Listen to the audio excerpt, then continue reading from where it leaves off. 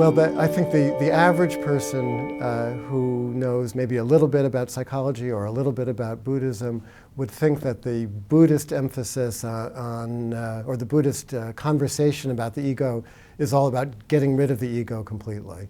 There's this notion in Buddhist psychology of egolessness or no self.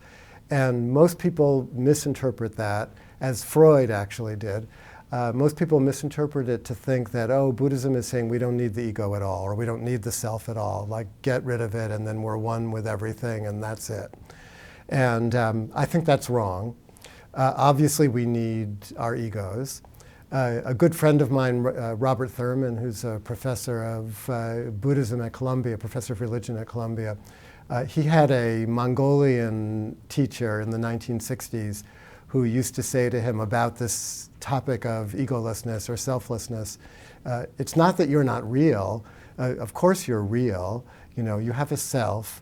But people like you, secular people who don't really understand, think that they're really real.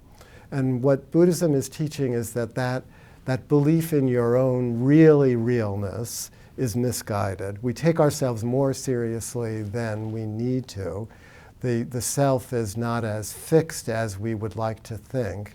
The ego is born out of fear and isolation. You know, it comes into being when self-consciousness first starts to come, when you're 2 or 3 years old, you know, and you start to realize, oh, there's a person in here, and you're kind of like trying to make sense of everything, who you are, who are those parents there. You know, the ego is a way of organizing oneself, and it comes from the intellect as the mind starts to click in.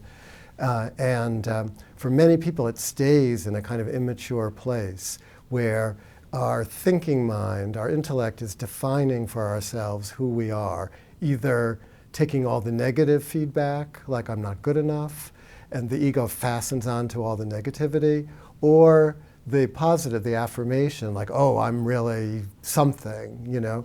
And the ego likes certainty, it likes security, it likes repetition. And so it's always reinforcing its own vision of itself. And that starts to restrict us, to confine us, to make us think that we know ourselves better than we actually do.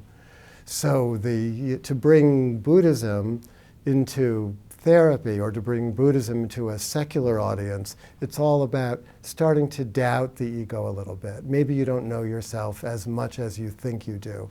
Maybe some of those fixed ideas that have been operating inside of you since you were a little kid, you know, and conditioning the way you interact with other people, with the world, maybe those are not all so right.